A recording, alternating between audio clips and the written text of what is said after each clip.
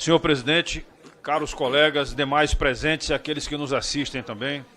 Senhor presidente, eu gostaria de inicialmente fazer um comentário que valha para todos, né? A carapuça ela tem que caber nas pessoas que entendem que está na medida certa da cabeça delas. Nossos heróis, Sargento Faú, não morrem de overdose.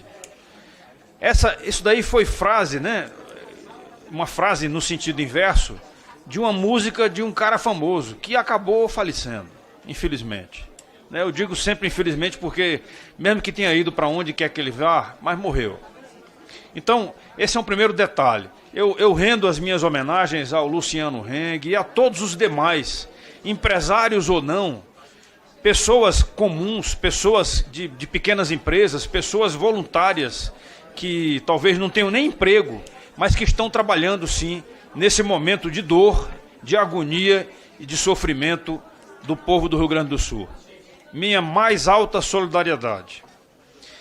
Gostaria também de fazer uso da palavra para complementar aquilo que falou aqui o deputado Sargento Gonçalves em relação ao que aconteceu recentemente no Rio Grande do Norte. O deputado Nicolete fez uma fala sobre as ameaças que a nossa presidente do sindicato, que está presente aqui, a Polícia Penal Vilma, as ameaças que ela vem sofrendo, elas têm um quê de estranhamento. Eu sei disso. Conheço a Vilma há muito tempo, né, Vilma? Tem um quê de estranhamento porque, recentemente, hoje, a imprensa do Rio Grande do Norte noticiou, deputado Coronel Telhada, veja só, o secretário de Administração Penal do Rio Grande do Norte foi conversar com um preso que foi recapturado, um preso de uma facção, eu não falo o nome de bandido. Marginal, bandido, vagabundo, eu não falo o nome, né? Mas o cara foi conversar com um vagabundo, marginal, bandido, que foi recapturado pela Polícia Federal e ficou preso na Polícia Federal aguardando ser encaminhado a um presídio de segurança máxima federal. Aí o secretário de Administração Penal foi conversar com o cara.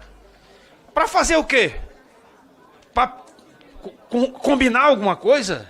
Rapaz, o princípio da autoridade está perdido, Sargento Gonçalves.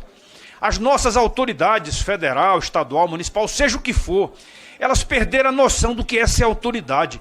Um secretário, um ministro, não conversa com bandido, não visita bandido em favela e nem em canto nenhum, rapaz. A autoridade dá ordem, e a ordem tem que ser cumprida, porque é a ordem que está vindo de uma autoridade. É claro, a gente pressupõe que a autoridade não dá ordem absurda. Eu tenho ouvido aí algumas autoridades militares dizerem que ordem não se questiona, se cumpre. Ordem absurda não se pode cumprir. Sargento Faú foi da operacional há muitos anos, Sargento Gonçalves também, sabia como é que era sair lá, ordem absurda não se cumpre. Vai lá e mata fulano e tal. Não, negativo. Isso é ordem absurda, pô. Ordem absurda não se cumpre, se questiona, senão você passa a ser corresponsável. Então eu deixo claro esse meu posicionamento, pastor Henrique, porque a gente tem que entender o Brasil que a gente está vivendo. Foi citado aqui a Madonna, eu estou entrando com a moção de repúdio amanhã na Credem, porque eu achei absurda a atitude da Madonna de jogar a bandeira do Brasil no chão. Ela foi para o palco, levou a bandeira do Brasil e de repente ela jogou a bandeira no chão. Isso é um desrespeito com o símbolo nacional, mas isso eu vou falar amanhã na Credem, quem quiser ouvir que ouça. Bem, então eu deixo patente a minha indignação e vamos, por meio dos deputados estaduais também, solicitar explicações. Porque não é de agora que o Rio Grande do Norte, governado pela governadora Fátima, é notícia de ter feito conversinhas pouco republicanas com bandidos. Não é de hoje, não é isso, Sargento Gonçalves? Não é de hoje.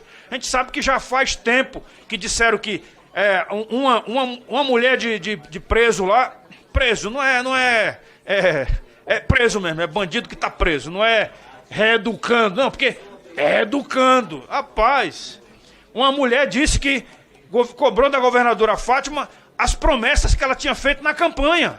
Então é claro, se houve esse tipo de conversa é porque houve pedido de voto. E aí o Tribunal Eleitoral deveria investigar. Bem, gostaria também de discutir aqui essas diversas demandas aí. Eu não sei se dentro do regimento interno, algumas vezes, o senhor sabe muito bem, deputado Fraga, que as pautas aqui, elas podem seguir para o bloco. Para que a gente possa, por exemplo, ter, com todo respeito aqui ao meu colega Paulo Bilinski, mas que a gente possa ter um equilíbrio nas proposições aqui, porque quando for para o bloco, a gente consegue, né, dar vazão mais rápido e chegar no ponto, porque a gente praticamente não chegou ainda na primeira discussão de projeto. Eu sei. Para ter uma ideia, eu estou passando aqui a experiência do ano anterior, de anos anteriores. O ano passado a Credem ficou, eu acho que talvez uns quase 3 meses, sem votar nenhum requerimento. Porque a quantidade de requerimento era tão grande que a gente não votava requerimento para dar vazão aos projetos de lei. Eu estou vendo aqui assim que tem projeto de lei de 2018, 2019, 2020, projetos de lei que são muito antigos e às vezes eles são importantes. Então, eu tinha até sugerido que a gente pudesse fazer uma reunião dos líderes para discutirmos quais seriam as prioridades da comissão, para que nós pudéssemos levar ao plenário temas e assuntos que sejam realmente super importantes e recebam a prioridade das lideranças partidárias. Porque, senão, a gente acaba não levando nada de interesse da segurança pública ao plenário da Casa, para que depois ele possa encaminhar para o Senado. E, para concluir, senhor presidente, eu gostaria de dizer que eu lamentei bastante e pretendo estar presente junto com Vossa Excelência hoje nessa visita cordial que vai ser feita ao ministro da Justiça, se é que a gente pode ter uma intenção de que ela venha a ser cordial, porque eu vou questionar o ministro da Justiça o porquê dessa proibição ou dessa limitação da aplicação da palavra fé dentro dos presídios. Porque eu fui secretário de Segurança durante mais de 7 anos. E parte desse tempo eu acumulei também com Justiça. Então eu tinha sob a minha guarda, a minha responsabilidade, os presídios lá, no Rio Grande, lá em Roraima. E simplesmente, deixo patente aqui, era a palavra religiosa, era a recuperação da formação espiritual religiosa, se é que era possível recuperar alguns que talvez nunca tenham tido um princípio de educação e de formação espiritual religiosa. Era isso que fazia com que o ambiente dentro de um presídio, que não é um ambiente agradável, o pessoal da Polícia Penal sabe muito bem que eles lidam em ambientes ultra pesados. Então, esse ambiente, quando recebe a formação espiritual religiosa, ele consegue se manter mais ou menos num certo equilíbrio de normalidade. E o mesmo, meus caros colegas, vale também para as comunidades terapêuticas, que cuidam das pessoas que estão em dependência química.